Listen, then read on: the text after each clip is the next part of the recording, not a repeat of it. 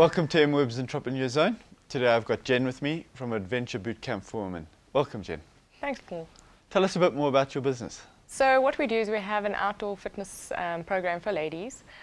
We accommodate ladies of all fitness levels, and we run it as a camp. We call it a camp. It's a 4-week program that ladies can sign up for, and they attend an hour a day. We run from Mondays to Fridays, and they can choose, at Santon we have 5 time slots a day, so they can choose any hour which suits them to attend.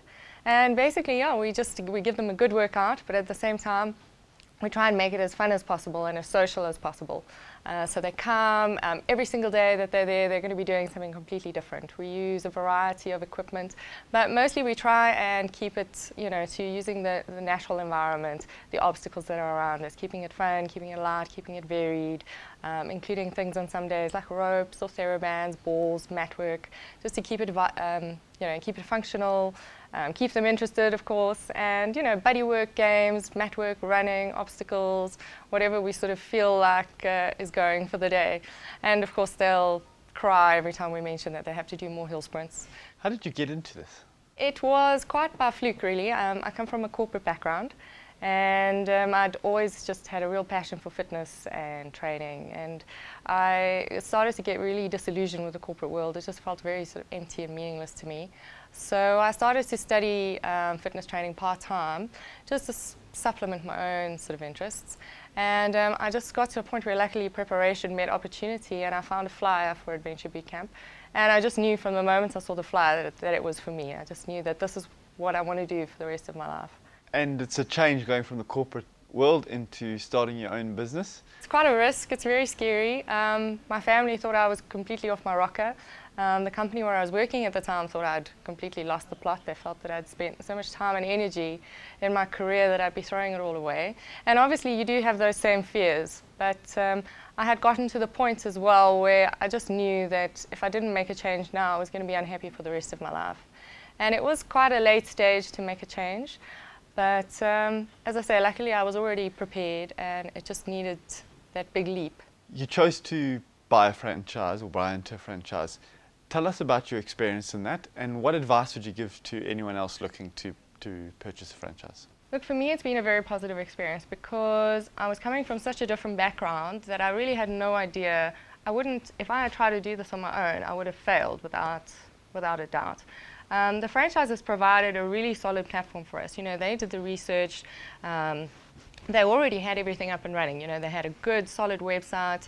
They'd invested money in all the structures that needed to be in place. So it was really a turnkey solution for me. I basically could just take what they were giving me and I could go out and teach. Because also, look, it's a unique kind of business. Most of the people coming into this business are personal trainers. They're not from a corporate background. So there's a lot of stuff, particularly, people know personal trainers are not strong on admin. So it's great that the franchise takes that off their shoulders, and you can basically go and do what you do best, and that's to deal with people and train and give a good class.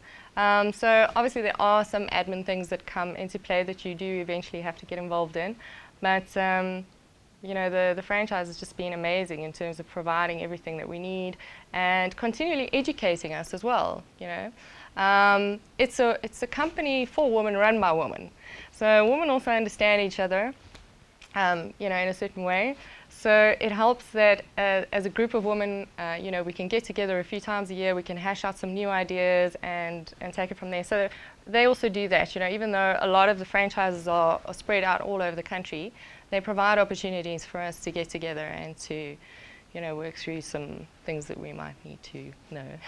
And how did you get your name out there initially and kind of get going and build a client base? Well, our franchise is actually very supportive. They're based in Cape Town, and they help us a lot with setting up a really amazing website. They do their research, and they're really excellent in encouraging us and providing us with information, and just giving us a lot of administrative support. So that really helped in the beginning, and then also just gave us quite a lot of advice on places we should be going, places we should be marketing.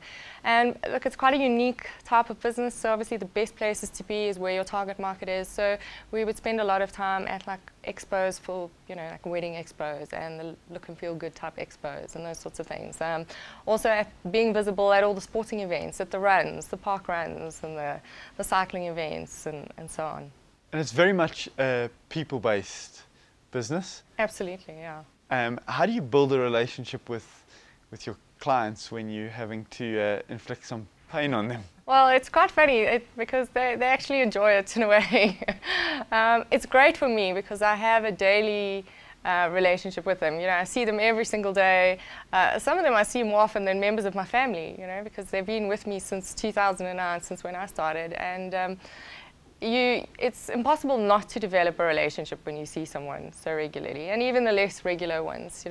I think it's also got a lot to do with the instructor's personality. You're still actively involved in the instructing, plus running a business. How do you juggle working in the business and working on your business? It's not too demanding in terms of time, fortunately.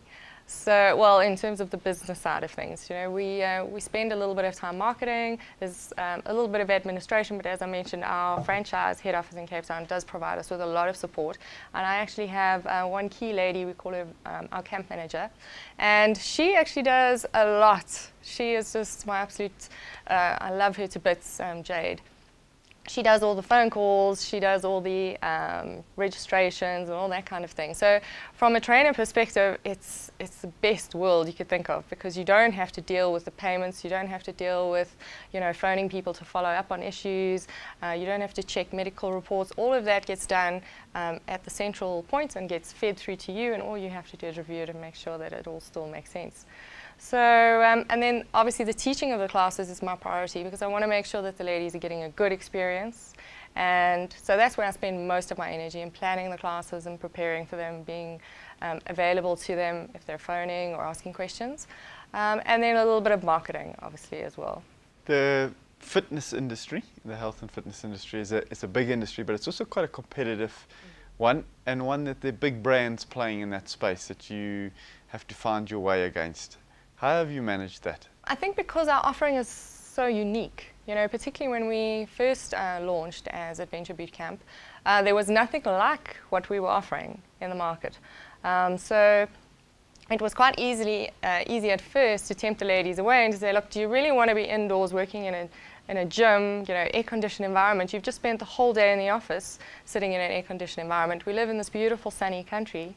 Wouldn't you rather prefer to come and train outdoors with us, see the sunrises, see the sunsets? And to be honest, that is still the key thing that we focus on when we try to market. We try to encourage them to get outdoors. It's a lot more healthy for you, mentally and physically. Physically, it's more functional.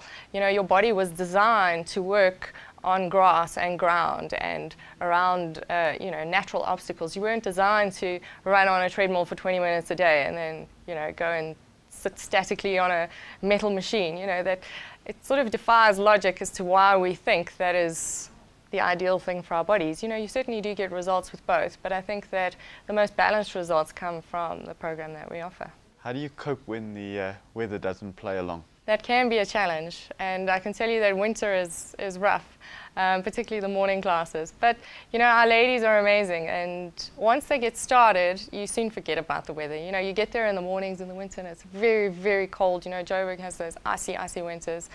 But once they get going, then you'll see they'll be training, and it's 2 degrees outside and they're training in t-shirts because they've gotten so hot. So it's just, I think, that mental barrier of getting out of bed in the dark and getting there. And then in the summer, obviously, we have our wonderful afternoon thunderstorms. And usually by the time those hit, we're properly warmed up. We're actually so grateful for a bit of rain just to relieve the heat. But there are times when we do have to go indoors. Rare and few and far between as they are, every now and again, we do try and find a hall or an overhang or a corridor or somewhere where we can take a little bit of relief from the weather. I would imagine in your business, with New Year's resolutions, there's a lot of people, suddenly there's demand and maybe that wanes over the year. How do you manage the seasonality? Yeah, there definitely are more busy seasons. For instance, just before summer hits, that sort of August period, we spend a lot of time marketing around the issue of, summer's coming, bikini season is coming, get in there. And that's when you see the biggest rush of people, to be honest, is the September, October, November camps. Then obviously just before the Christmas season starts, it starts to wane again because of, the social events just get completely out of control. People are always busy, they're always out, so they lose a little bit of interest again just before their holidays. And then it's very quiet for us December, January. And then just after everyone gets back from the holidays, sort of mid-January, beginning of February, people get motivated again just to enjoy that last spurt of summer. And obviously to make up for all the overindulgences over Christmas. So there's a lot of guilt. So guilt gets us a fair amount of business. And then winter is a downtime because of the, the cold. A lot of ladies do persevere. As I say, I've got some very regular campers who haven't left me in all these years. But it does affect a lot of ladies, so they tend to take their time to go back into the gyms or just to stay in bed, if possible. But we do actually try and encourage them to stay busy throughout the winter because summer body is actually made in the winter. It's a little bit late by the time you get to August and September, so it's quite key to keep your fitness and your exercise regime constant through June, July, so that you don't have so much damage control when spring comes around. In terms of your client base, you're going from people that have never exercised through to people that are very, very fit. How do you manage that? It's actually part of our formula. We have some very specific techniques to accommodate the different fitness levels. It's very important for us that no one feels degraded, that no one feels humiliated, and that no one feels left behind. Because we also feel in the gyms that's a key factor. You're arriving there, you feel very shy, you don't know what to do, you feel like people are watching you and judging you. So the fact that we're an all-woman environment, for one, is quite positive. The ladies really enjoy that. They can come the way that they are and they can start at the level that they're at. And then we use those specific training techniques to ensure that the group is kept together, that everyone is kept challenged at their, at whatever level they're at. We do provide alternatives, and we also do help ladies.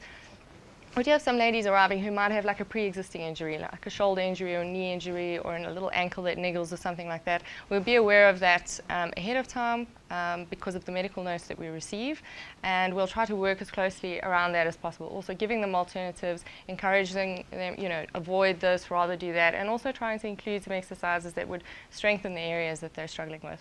You've been doing this for 5 years now. What's next for you? Basically more of the same. I really love what I do, and it's the place I've been the most happy in my life. I love my campers, my ladies are my best friends, and I actually tried to take a bit of a break earlier this year, and it failed dismally because I missed them so much. So, in terms of, nothing's perfect. Every job has its ups and downs, but it's fantastic to be able to work on your own at your own pace without somebody always breathing down your neck. Anyone else wanting to look into possibly taking on a franchise, I think it is important that you do your research. I don't think all franchises are the same, and I think it's important that you look at your contracts and negotiate them strongly. But for me, this has been a really good alternative. Jen, that brings us on to the rapid fire questions. What's the best advice you've ever received? Don't be afraid to fail. And your best moment as an entrepreneur? Definitely my first full class. What's the biggest mistake you made?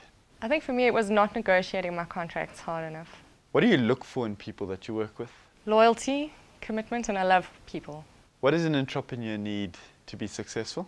I personally think it should be empathy, really caring about other people.